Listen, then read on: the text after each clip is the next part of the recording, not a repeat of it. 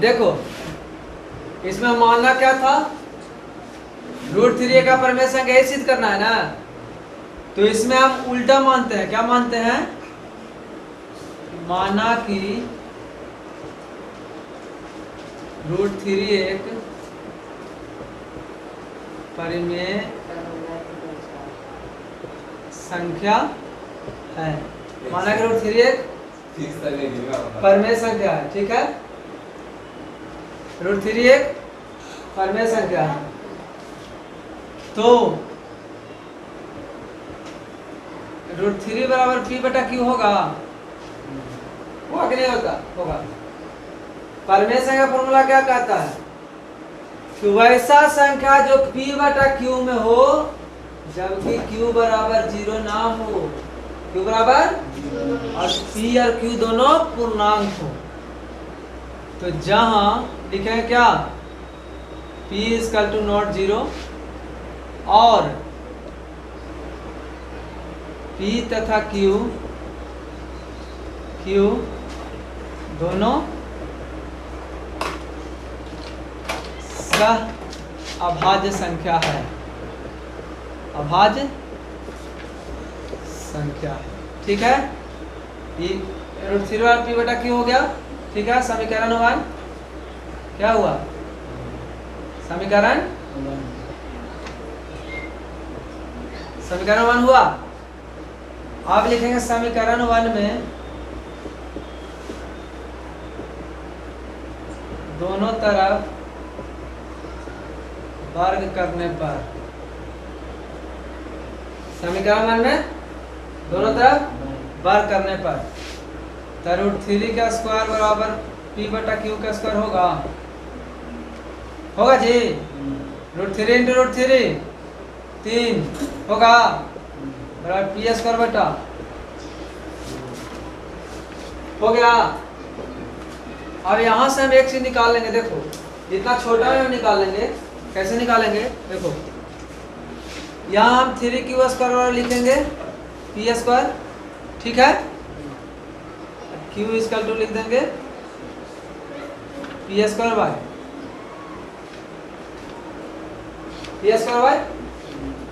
तो यहाँ भी हम लिख देंगे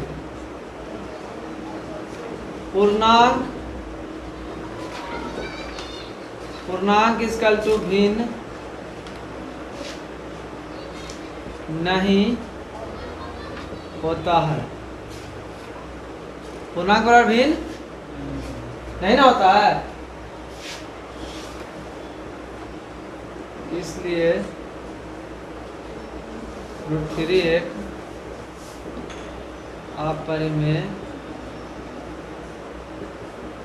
संख्या है। इसलिए √3 एक क्योंकि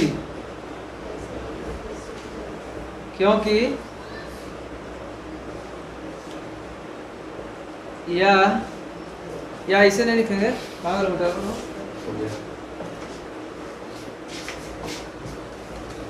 देखो पूर्णांक बराबर भिन्न नहीं होता है ना हो भाई। पूर्णांक बराबर भिन्न नहीं ना होता है जी, एकदम आसान तरीका। पूर्णांक बराबर भिन्न नहीं होता है। क्यों हो गया पूर्णांक बराबर भिन्न? यह हमारे गलत मानने से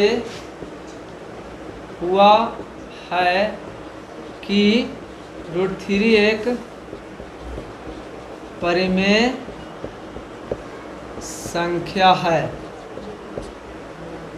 ये हमारे गलत मानने से ना हो गया पूर्णांक बराबर भिन्न हो गया ना। तो √3 एक अपरिमेय संख्या है। हो गया सिद्ध। इतना छोटा में सिद्ध कर ले बा, एक ज्यादा बड़ा मत बनैया। अब बड़का ना समझ में आवे तो छोटके से सिद्ध कर लिया। ठीक हो, पहले लिख ला उसके बाद एकरा बड़का बनाबे। बता भाई √3 का परिमेय संख्या यही सिद्ध करना है ना, तो इसमें हम उल्टा मानते हैं। क्या मानते हैं? माना कि √3 एक परिमेय संख्या है। माना कि √3 एक परिमेय संख्या है, ठीक है। √3 एक परिमेय संख्या है, तो √3 बराबर P/Q होगा, हुआ कि नहीं होता? होगा। परिमेय संख्या फॉर्मूला क्या कहता है कि वैसा संख्या जो P/Q में हो जबकि Q बराबर 0 ना हो, Q बराबर और P और Q दोनों पूर्णांक हो। तो जहां लिखेंगे क्या, P = not 0 और P तथा Q दोनों सह अभाज्य संख्या है, अभाज्य संख्या है, ठीक है। √3 P/Q हो गया, ठीक है। समीकरण 1 क्या हुआ? समीकरण 1 हुआ। आप लिखेंगे समीकरण 1 में दोनों तरफ वर्ग करने पर, समीकरण 1 में दोनों तरफ वर्ग करने पर तो √3 का स्क्वायर बराबर P/Q का स्क्वायर होगा, होगा जी। √3 × √3 3 होगा बराबर P² हो गया। अब यहां से हम एक चीज निकाल लेंगे, देखो इतना छोटा है, हम निकाल लेंगे। कैसे निकालेंगे? देखो यहाँ हम 3Q² लिखेंगे P², ठीक है। Q² बराबर P²/3 लिखे, यानी P² 3 से विभाज्य है। क्या है? विभाज्य। तो P भी 3 से विभाज्य होगा, होगा ना? अरे 9² 3 से विभाज्य है, 9×81/3, 27 से विभाज्य 27, 9 3 से विभाज्य कितना होते? 3 × 9, 3 × 9 होते ना।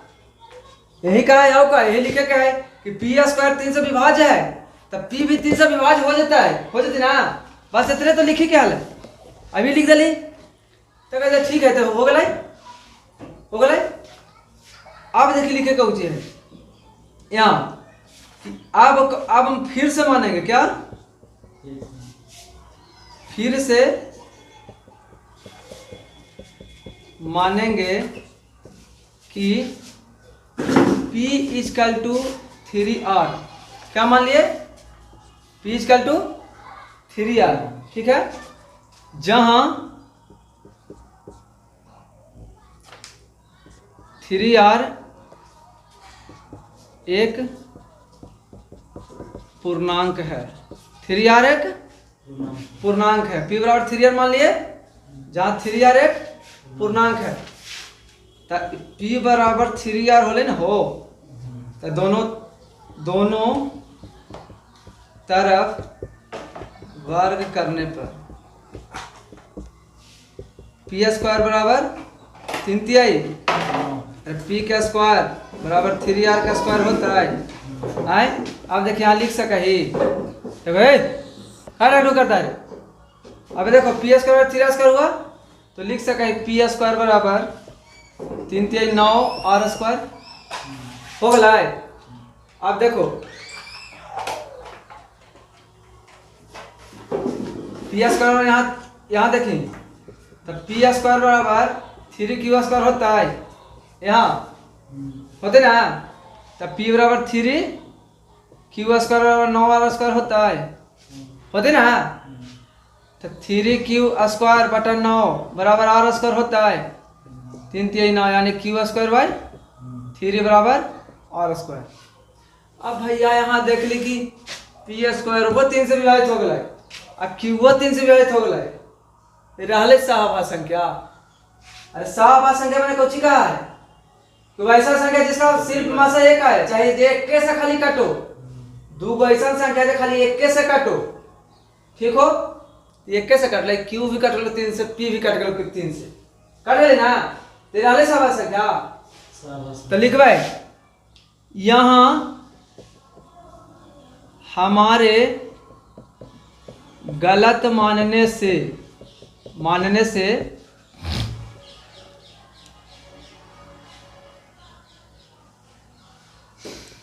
P और Q का एक और उभयनिष्ठ गुणनखंड 3 आ जाता है। ये गलते माने से ना आ गए हो, अरे हमारे गलते माने से ना आ गया, क्यू स्क्वायर भी 3 से विभाजित हो गलो, पी भी 3 से विभाजित हो, तो यहाँ ये होते ना क्यू स्क्वायर 3 से विभाजित है, तो यहाँ एगो लिख दिया हो कि अगर क्यू स्क्वायर 3 से विभाज्य है तो क्यू भी 3 से विभाज्य होगा। और दोनों जगह एक ही चीज, यहाँ वही लिखी है ये वाला, यहाँ वही और यहाँ वही, यहाँ खाली पी स्क्वायर 3 से विभाज्य तो पी से भी 3 विभाज्य होगा, और यहाँ लिख दिया क्यू स्क्वायर 3 से विभाज्य तो क्यू भी 3 से विभाज्य होगा, क्यू भी 3 से विभाज्य होगा, दोनों जगह एक ही चीज लिखा गया है। अब यहाँ हमारा गलते माने से ना पी या क्यू का उभयनिष्ठ गुणनखंड 3 आ गया ना, तो परमेश्वर कह रहा है इसलिए √3 एक अपरिमेय है, अपरिमेय संख्या है। हो गलो ब्रो, हो गला है इतना तो करे। √3 एक परिमेय संख्या मान ली, माना कि √3 एक परिमेय संख्या है, तो इस समीकरण 1 खोले ही वाला समीकरण 1 खोला है। अब जहां p बराबर नॉट 0 और p या q दोनों सहभाज संख्या है, समीकरण 1 में दोनों तरफ वर्ग करने पर दोनों तरफ वर्ग कर दिली, तो आ गए q स्क्वायर p स्क्वायर 3, तो p स्क्वायर 3 से विभाजित है, p भी 3 से विभाजित होती बतैली ना कैसे कि 3 स्क्वायर मतलब 9/3, 3 9 विभाजित है, 3/3 करवे तो 1 से विभाजित ना होता है, होते कि ना होते, तो वैसे वो वाला। तो यहाँ लेकिन फिर से मानेंगे कि p बराबर 3r, जहां 3r एक पूर्णांक है, या p और 3r दोनों एक पूर्णांक है, तो दोनों तरफ वर्ग करने पर मान लो समीकरण 2 कर दही, पूछो ऐसे है तो क्या दिक्कत है, दोनों तरफ वर्ग करने पर p स्क्वायर 3r स्क्वायर हो गया है, इतना निकल रहा है। अरे तो निकालेंगे आराम से कि p स्क्वायर में ना निकल रहा है, p स्क्वायर 3q स्क्वायर गलते माने से ना हो गए तो हो गया है। अब एक आगे का छोटका देख लो, एक आगे का छोटका इना मान ले हमरा समझ में, तेरा से छोटा बना दे भाई, अरे कम से कम 2 नंबर मिलते ना जी। अब दोनों नियम हमारा ना समझ में आए, ना एकदम ना समझ में ना बनते, ठीक है, देख लेना दोनों नियम। अब मान ले दोनों नियम ना समझ में आए, तब देखा मानवे एकरों में मान ले, माना कि √3 एक परिमेय संख्या है, ठीक है। अब इधर √3 एक परिमेय संख्या मान लेना, तो रूप दिखा दे, तो दिखा दी ना,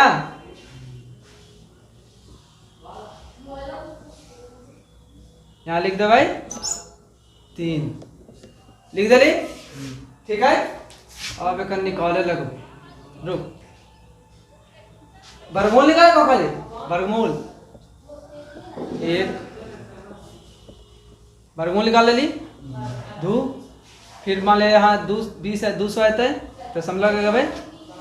अब यहाँ 2 7 27 7 189, ठीक है। यहाँ 11 आ गए, 4 3 34 आ गए, फिर यहाँ 1100 होता है, फिर 3 से लगे भाई, ठीक है। 3, अब 343 गुना 3 कर लेबै, 3 3 9, 4 3 12 के 2 हाथ में 1, 3 3 9 1 10 हो गए। यहाँ घटा लेबै 1 7 0, 3 3 6 4 3, 346।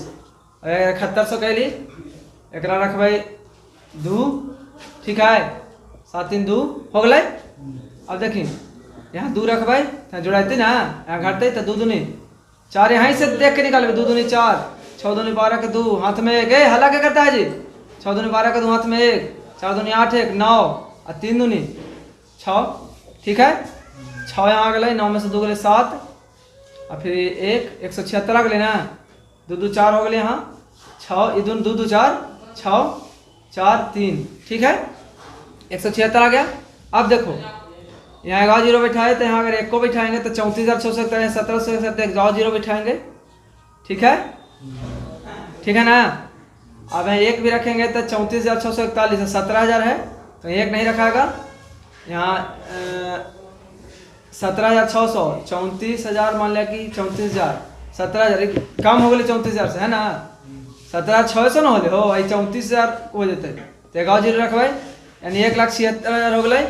तो 8 से गुना करके देखबै 64, 8 रखबै, 8 64 के 4 हाथ में 6, ठीक है, 8 चौक 32 से 6, 32 6 38 का 3, 8 6 48 से 3 का 5, 8 चौक 32 से 5 37 के 7, है ना, 37 के 7 हाथ में 3, 8 3 24 3 27, कितना आ गए, ज़्यादा आ गए ना, 27 अलावे के 17 तो 34, 17,000 1,74,000 है ना, यहाँ 34,000, ठीक है। तो एक 8 ना एक रखबै 3 5 1.5 लाख होगा ना, है 4 रख के देखबै, 4 चौक 16 के 6 हाथ में 1, 4 चौक 16 के 17 के 7 हाथ में 1, 6 चौक 24 के 5 हाथ में 2, 4 चौक 16 2 18 के 8 हाथ में 1, 3 चौक 12 1 13, 13,000, 1,38,000 आ गए, 1,76,000 है तो 34 64 5 रख के एक बार देख ली, है ना, पहले 2 20 2 22 के 2 हाथ में 1, हाथ में 2, 6 30 2 32 हाथ में 3, 5 20 और 3 20 और 3 23 के 3 हाथ में 2, 5 15 2 17,000 17 32 25 17 32 25, हाँ यहाँ 5 रखबै, कितना रखबै 5, 5 के गुना के 17 32 25 चले, ठीक ना, 5 तो 17 32 25 आ गए, अब 5 7 आई भी 7 आई 5 2 कितना है 27 75 0 5 6 4 3 कितना आ गए, ठीक है, ये 5 मरतबा लगले ना।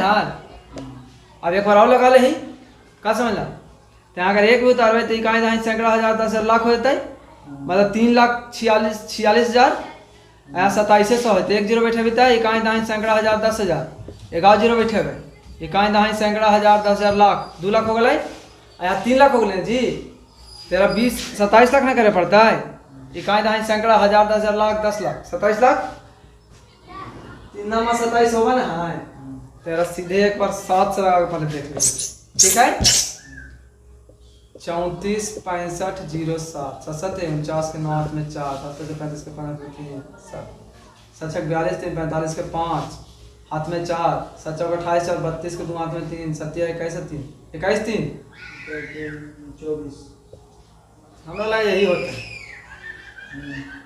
24, देखो 7 मतलब फिर से लगा के देखा, यहाँ 7 आ जाते है ना, तो 7 यहाँ लिख देवे, गुना कर लेवे, ठीक है, कितना है यहाँ 24 25 54 9 अगला है, अब 1 9 में से 4 गले 5 4 9 9 ना आते हो, 0 कैसे आते 9, अब यहाँ ना घटता है 6 में से 2 तो 4, और फिर यहाँ घटता है कितना आता है 7 में 4 3, यहाँ खटकुट 34 54 34 94 कामन आ गए 34 65 7 अरे एक बार 8 से गुना करके देखती है। 34 65 08 है ना। 18 64 4 में 6 6 8 50 0 4 8 6 48 4 52 के 2 हाथ में 5 8 चौक 32 5 37 के 7 हाथ में 3 8 3 24 3 24 3 27 72। ओ ये तो आ जाए हो तो अगर 8 रख भाई ठीक है। इसको कितना रखेंगे? ये 8 मतलब गुना किए तो 8 8 रखेंगे हैं। 8 8 8 से 8 में गुना करेंगे। देखो यहाँ 0 आ गया, 0 आ गया ना। इसके बाद 8 रख के देखते हैं तो 8 रख के तो देखो गुना किया है तो आ गया है ना। तो 8 8 ही गुना करेंगे तो कितना आया है? 27 72 0 64 यही ना ले। और 64 में 1 और 34 65 यहाँ इतना आ गए। अब यहाँ देखिए 6 3 9 अगला है। अब 4 में 2 गए 2 ये सब कट गए, ये सब 0 हो गए तीनों। इतना आ गए। अब देखी 17 32 57 के दुगना है कि ना? तो ना ही दुगना है। हाँ यहाँ 8 हो जाता है। यहाँ जब इतना हो तो 7 की जगह यहाँ 8 ना होता है। 7 लिख दिया गलती से, 8 हो गए ठीक है। एक बार और करके दे यहाँ 7 लिख दिया 8 मिटा दही। देखिए तो हुआ है 1 7 3 2 5 1 7 3 2 5 गुना 2 8 ना यहाँ होते हो गुना 2 8 2 6 में 1 5 10 11 के हाथ में 1 2 4 5 3 2 6 7 14 4 हाथ में 1 2 3 आ ही जाएगा हैं। तेरा फिर से कर ले ही कितना ले है? 34 65 0 8 गुना 8 कितना ले? 27 72 0 64 इतने नहीं ले। तो देख